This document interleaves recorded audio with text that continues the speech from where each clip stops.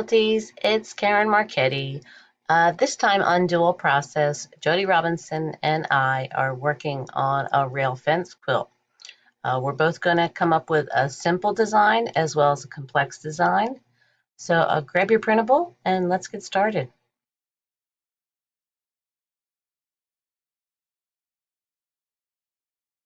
Hi guys, it's Karen. This is my simple version, and I do a lot of rail fence quilts, and I do this design a lot.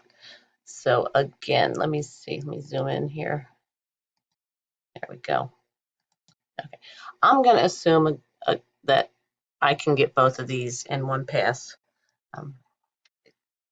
It's probably a larger rail fence block, that's what I'm thinking, but I'm hoping that I can get both of those in one pass. So I'm going to start just right here, and stitch down, and I'm just going to do a squiggly line, cut down, and then just do a row of loopies, kind of like that. Stitch down, do a squiggle, and then a row of loopies across that seam line. Down, do a squiggle. I'm going to cut through my seam line and come up this one, do a row of loopies, over here, another squiggle line.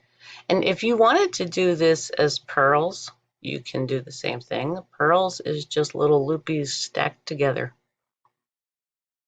So it depends what you want. Again, cut through, down, squiggle line, cut down, row of loopies. This goes super fast. Down, row of loopies. Oops, didn't have a loop there. And again, a squiggle line across, cut through, and repeat it one more time. So it is very repetitive, but it goes very quickly.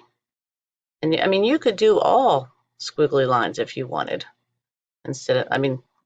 loopies if you wanted instead of the squiggly line. It's all what you want. You could do all squiggly lines. Then I'm going to cut down the quilt, and I'm going to repeat it across this way.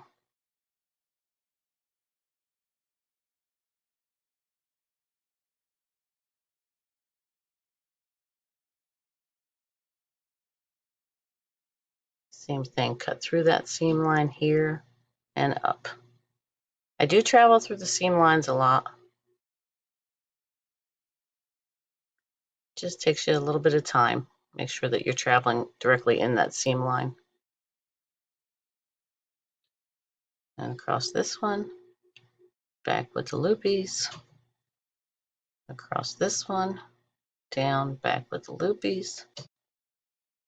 Down, and a squiggle line. Again, cut through the seam line and repeat up the last one.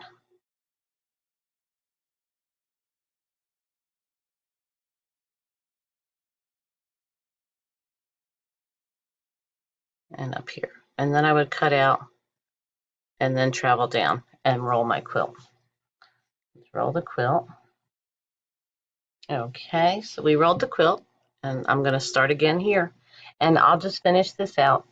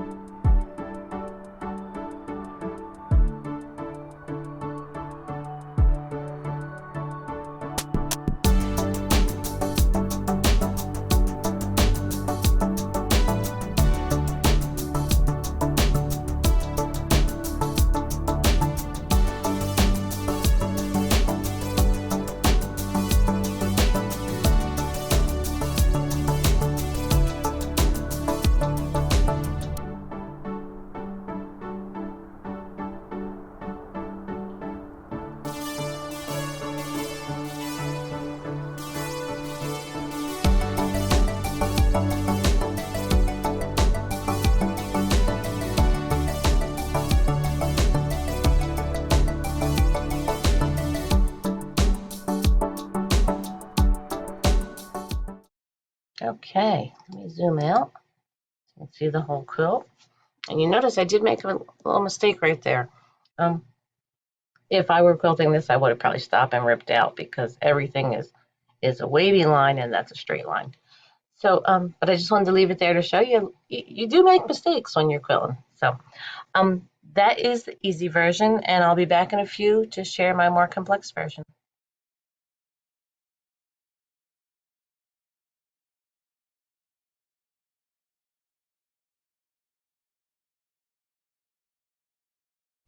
Hi everyone, it's Jodi. This is my design idea for this rail fence. It's a simple idea.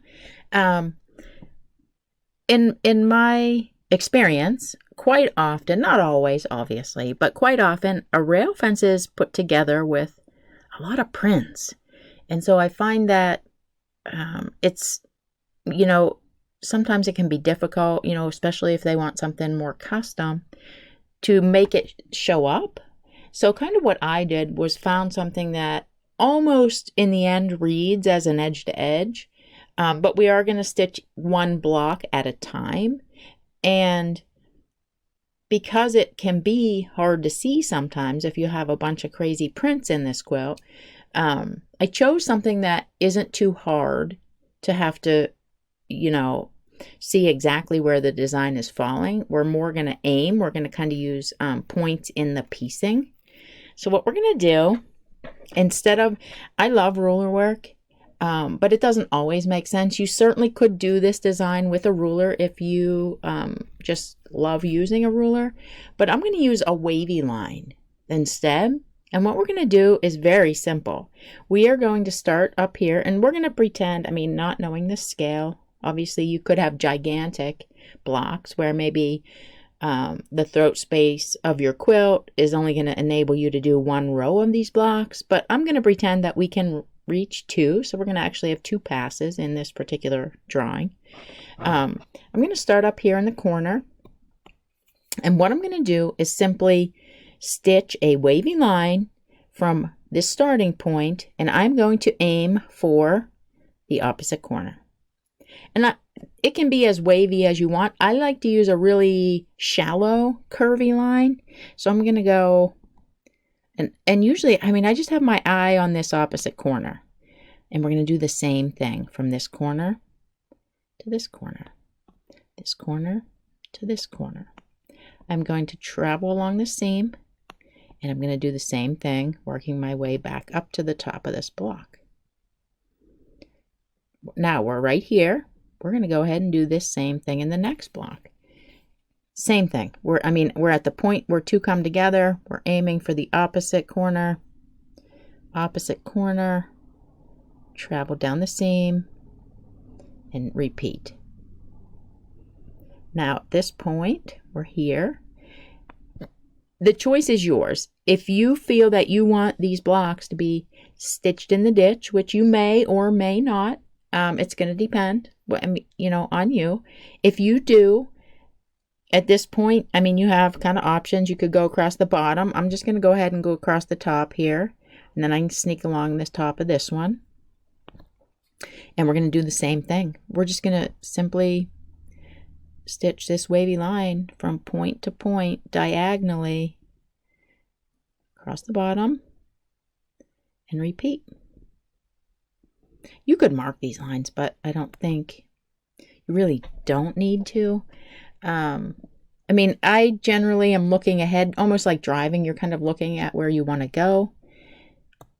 So I'm kind of focusing on this point, this one, travel up here. Oh, these are kind of sloppy. Now go ahead and travel right here. Go here, point to point. Again, travel.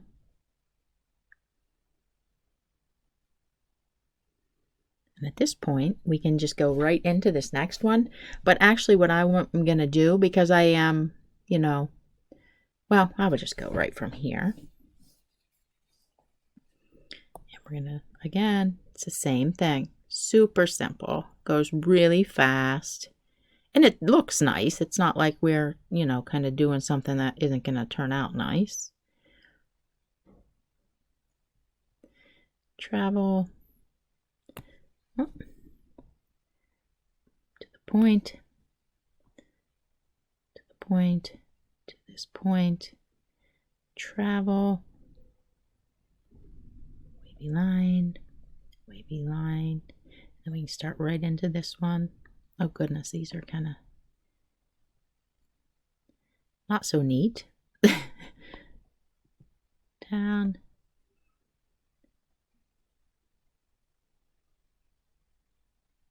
And down. At this point, I need to tie off.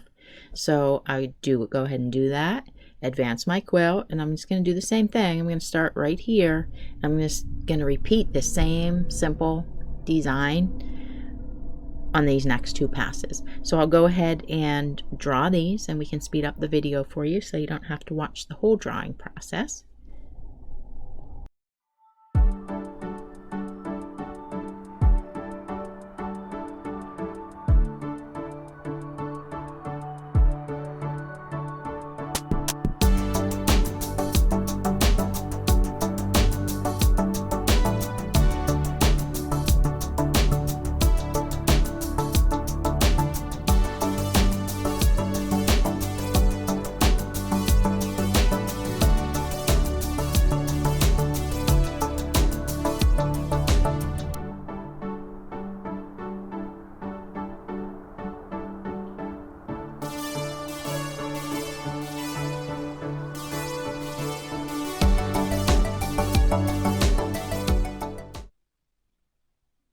Now, as we come to the end, I did want to show you one other option you have using this last block. Because you're going to notice, so now I don't have all the seams stitched in the ditch. And if you wanted them stitched in the ditch, an easy way to do that, instead of doing the pass where we go, let me erase this one. Instead of doing this as one traveling and doing a second line, another option is to stitch down, travel, cross, down, travel, and cross, down, travel, and cross. And so what you notice is that this bottom, I'm stitching that in the ditch as I travel to do the other line. And because these blocks are flipped, that's going to let you have that seam, the sides of the blocks done no matter what. So that's another option if you do want your blocks to be stitched in the ditch. So I hope you enjoyed seeing something kind of, I mean, it's really nice and fast, and it's a really great look. Of course, mine's a little sloppy because it's hard when you draw it on a screen as opposed to paper or actually stitching. So I hope you might be able to give that a try, put it to use on a quilt that you have, and I'll be back with my complex design.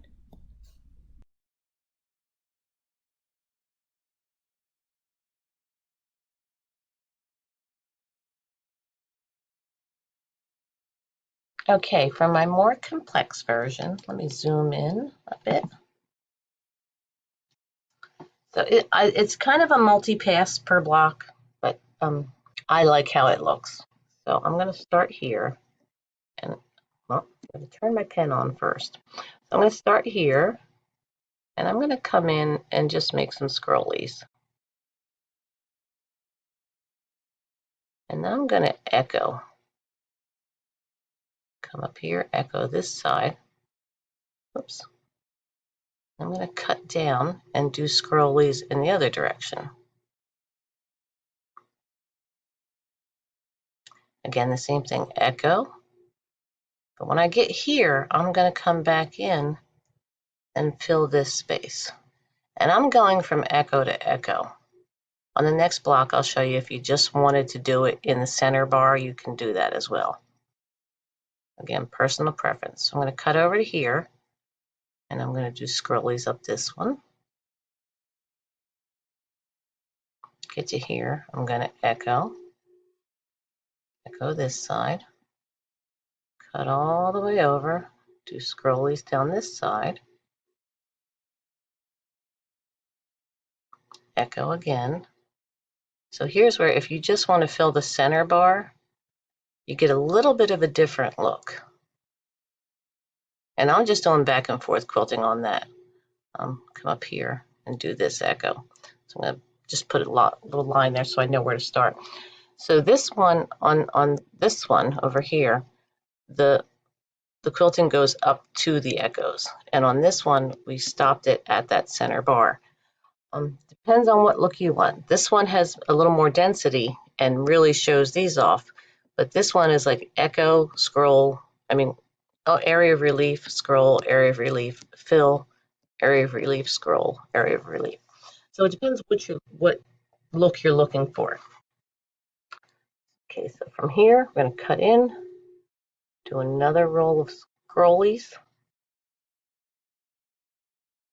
Go ahead and do the echo on them. Doesn't matter which side you echo first. On the first one, the second one, it matters because it'll mess up your path. I'll do this one. And I always echo this side first on the second one so I can go right back in and do my fill. And you can do any fill if you want to put ribbon candy in there. I just like back and forth lines. It goes pretty fast for me. So then we'll cut down here and repeat this one.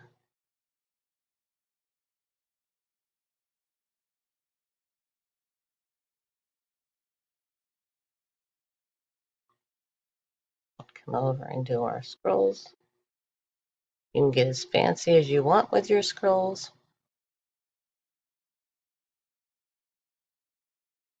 And then we'll come over here and fill. So you see I did both echoes before I did my fill on this one. I just wanted to show you you can, but that makes a lot more travel time around. Okay, so now we'll do the scrolls this way. Do our echo this side, come down in the seam, do our scrolls back,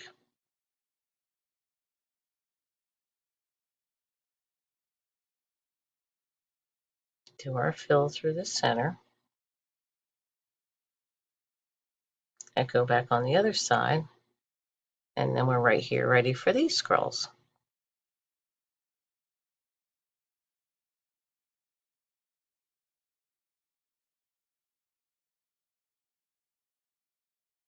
Scrolls down this one.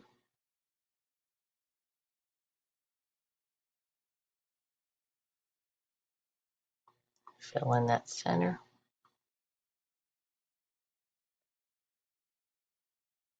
Scrolls, echo, but your scrolls on that side. And repeat is very repetitive, but you get into a little zone when you're doing it. It still goes fairly quickly.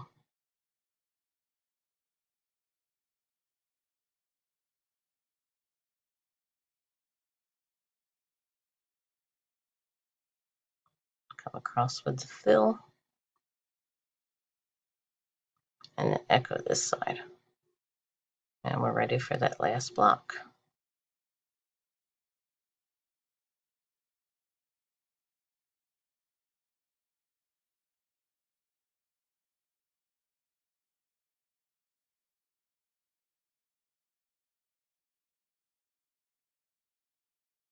Echo, do the fill, and echo the other side. And then I would just travel down and roll the quilt. Roll the quilt, and I'd be ready to start again. Okay, so I'm just going to go through and do this.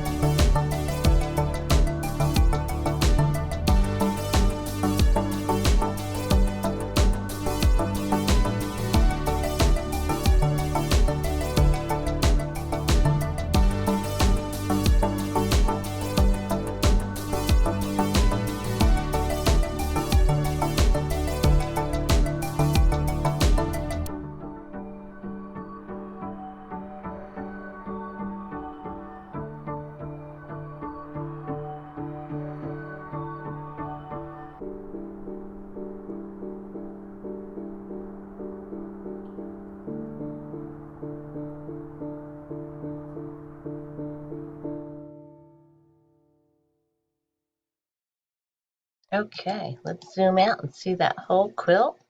There it is. So I hope you've been practicing along on your printable, coming up with some ideas, and I'll see you again next time.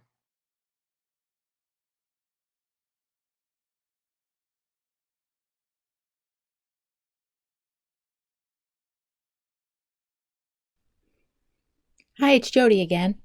This is my more complex design idea for this rail fence quilt.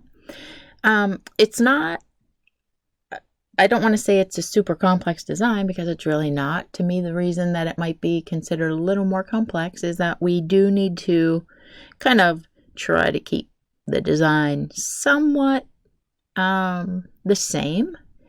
I don't feel that it's super important. I wouldn't use kind of an arch ruler or anything like that because I kind of like I love free motion quilting, so I like the idea that they're not all exactly perfect. But what we do need to do, we're going to kind of do these kind of like elongated, kind of tall clamshells in each block, and they're just going to alternate direction. And what's going to make this somewhat easy is that we're going to start at the bottom here. Should have got this set up before.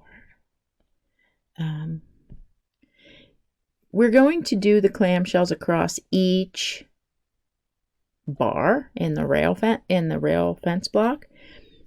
And it's going to be nice because we have these points to use as a guide. And you're going to see what I mean as soon as I stitch this first one.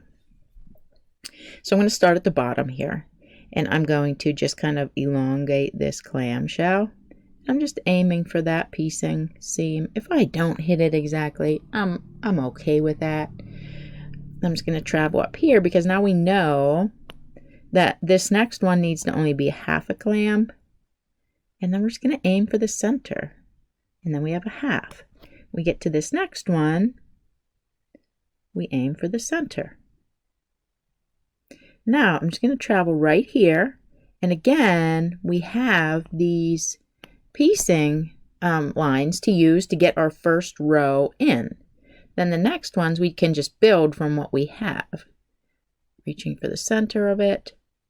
And this one again is a full one, and I'm just aiming for the center of these previous clamshells. I'll just travel right over to here and start over. I'm using the piecing, heading for that seam, travel up, and we just need a half, and again a half, and then we're aiming for the center of the previous ones. We go right into this one, using the piecing this time to get our first row in. We always have the piecing there. Half, and then a full one. Again, now we're using the aiming for the centers of the previous row. Now this I would start again on the left just because it's, for me, the natural way to move. I don't want to get confused now doing it backwards. So I'm just going to tie off, and I would come back over to the left side for this next pass. So this one, you're going to notice, so on this first one, we had the piecing. We could use this as our guide. But because this one, there's nothing here to aim for, I would just grab my chalk marker or marking pen, whatever you have that will show, and I would just give myself kind of a little tick mark here. Follow over. You know, you could use a ruler or not. And you can see already that we're going to need to have that same thing down here on the bottom left block. And just a little light guideline is all you need. So now I have somewhere to aim because I don't have piecing. And I'm going to do this one exactly the same. So I'd start at the top here. It's just like a stretched out clamshell. Travel up. We need half, full, and up. And then we're going to go back to the full, and this time we're aiming for the centers of those previous ones. Right to here. We can use the piecing now. Up, half, full one, and a half, and then the top one is aiming for the centers of the previous ones. Now we'll travel up here, and again we have our piecing to get our bottom ones even. Half, full, full, half, and then back. Travel over, and again we have piecing here, so we can aim for that. Travel up, half, full, and then our last one. And then I would be ready to tie off and advance the quilt. And I'm going to repeat that throughout the rest of the quilt. And I think it's a really neat kind of design, I think, you know, in the way they alternate. And I think the texture would be really cool on this. So I'm going to go ahead and draw the rest of this.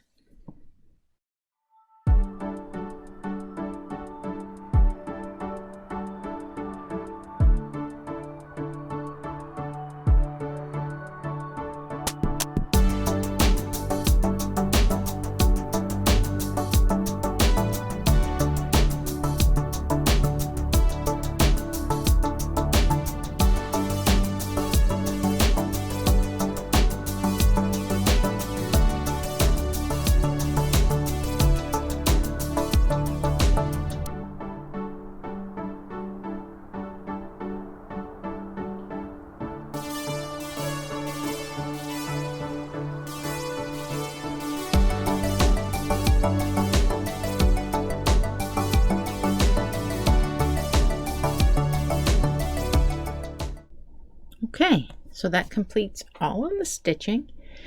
Now, depending on the scale of your quilt, if let's say, you know, I don't know, the piecing happens to be really big, that each of these individual strips are very, very big, you might want to add more than just a basic clamshell. Maybe, let's erase this one. Maybe your piecing's bigger and you feel like you need a little more quilting than that. You might do like a clamshell and maybe you echo it like that, kind of almost like a paisley look. It's going to add a little more time to the design, but you know, if this is just simply going to be way too open, you may want to add something. You know, you could also do maybe you do the clam and add a swirl in here before you continue. That would give you a little extra quilting in there and still make it easy. So you have a lot of options.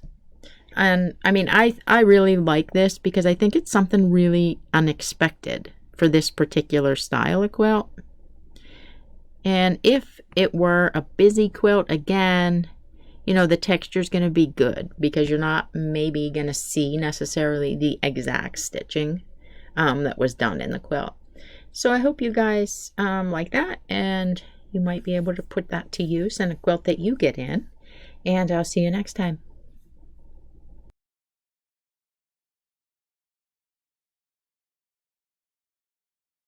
Thanks so much for joining us. We hope that you have enjoyed today's designs, and be sure to join us for the next episode of Dual Process.